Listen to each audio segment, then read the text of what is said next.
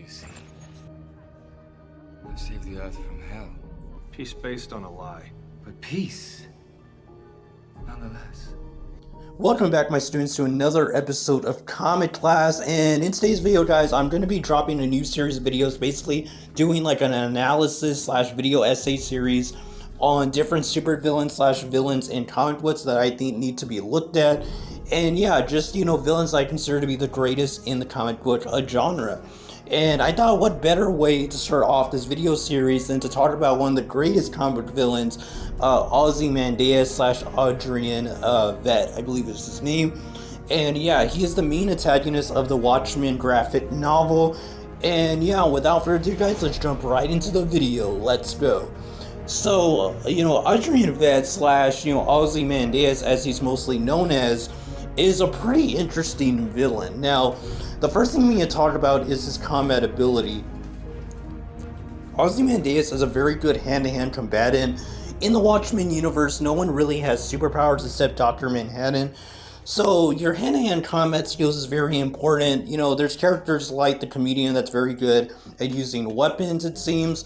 But yeah, Ozzy was able to take on Rorschach and Owlman basically at the same time and defeated them both in hand-to-hand combat, which is no small feat. Basically, just Rorschach and Night Owl basically did show their fighting prowess throughout the book. So yeah, that was a pretty cool scene. When it comes to, his intelligence, he's a very smart person, a very smart man. I believe Dr. Manhattan even refers to him as the smartest man in the world, comparing him to the smartest termite, being no threat to him because of how powerful Dr. Manhattan actually is. But yeah, he also gives the title of smartest man in the world to Adrian Veidt slash Ozymandias. And it's very clear why, because everything in the book, from the first page with the comedian's death, Ozymandias was in fact in control of all of it. Basically pulled the strings of every major event in the Watchmen graphic novel, kind of solidifying that he is indeed that type of villain. He's a very intellectual villain, and all of his plans, all of his goals actually got accomplished at the end of the story. So now we're going to jump into the one that I believe needs the most analyzing, which is Ozymandias' plan and how it came to fruition. Now, Ozymandias basically created some type of space squid that, yeah, it sounds kind of crazy considering it said this is pretty realistic and how it handles its story. But yeah, he basically created like this psionic, I guess how you would say it, a space squid, and basically it kind of kills itself on its teleportation whenever it gets teleported to the area that's supposed to go to, and basically kills the everyone that's basically in its vicinity, basically, and it wipes out half of New York City, basically killing millions.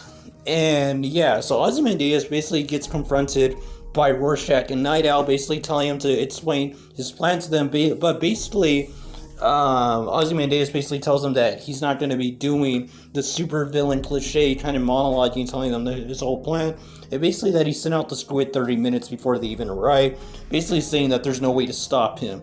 And again, shows the intelligence of the character.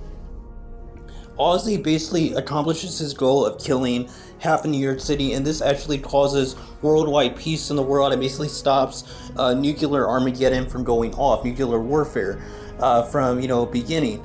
And Ozymandias' reaction to actually killing millions of people is kind of saying, I did it, and showing them the newscasts around the world, basically saying that they have to have a ceasefire and not to start World War III.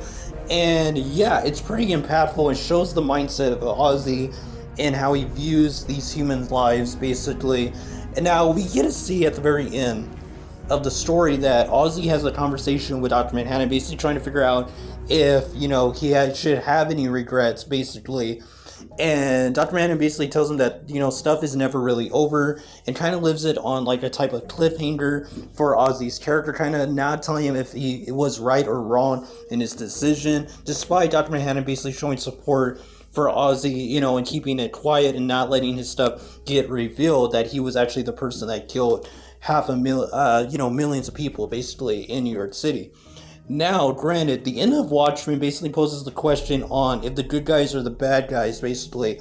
of, you know, who is good and who is bad, and does the truth really matter when you brought world peace? That's basically the core of Ozymandias' character. He is a guy that considers himself the savior of the world, and basically considers what he did to be kind of like a trial of will, basically. Basically, he had the will to do what no one else could, and that's basically kill millions of people in the vein of world peace, basically. And that's how the story ends, with Ozzy basically not getting reprehended, basically sent to jail, or no one even knows Ozzy is the one that did this other than the Watchmen members. And that's how the book ends. Ozzy is a character that never gets defeated. Now, I know that Watchmen had continuations and stuff like that, but I will always view Watchmen as a single story, because that's how it was intended to be. It was created for that purpose, to be a singular story. So in my mind, the story ends there. But if you have any idea what happens in other types of stories of the Watchmen universe, be sure to comment down below, because I'm not really sure if I'm ever going to read that stuff. But if the stuff happens with Ozzy's character and more stuff about him, let me know in the comments down below if you've read any of that material. And yeah, guys, for you asked, I did read Doomsday Clock. It was fantastic. I did enjoy that, but overall I'm just not interested in seeing more of that Watchmen universe, because I feel like it closed off pretty well. But yeah, Adrian Veidt slash, you know, Ozymandias is one of the greatest villains in comic book history. Not only is he well written, all his plans were executed perfectly. He showed his intelligence in his universe and basically brought world peace at the cost of millions of lives. And at the end of the day, he does state that he is haunted by the voices calling out to him that he knows that he killed, but he feels like he was in the right, and that it was something that was necessary to happen in order to bring about world peace. And yeah, overall, Ozymandias is a great villain, deserves some more respect. You don't really hear about him when you're talking about the greatest villains of all time. And I'm hoping this series I'm doing, basically talking about the supervillains slash villains of comics, will shed some light on some of the greatest villains that we've had in the medium, and basically just give more respect to some of the writers that have crafted these villains. But yeah, that's gonna be it for Ozymandias. I'm glad I chose him as he has to be the first character to analyze in this series. Tune in next time. I'll probably have the next video up next week, basically talking about Negan from The Walking Dead, another underrated villain that doesn't get enough respect because a lot of people only watch The Walking Dead TV show. But Negan is a great villain in his own comic book series with The Walking Dead.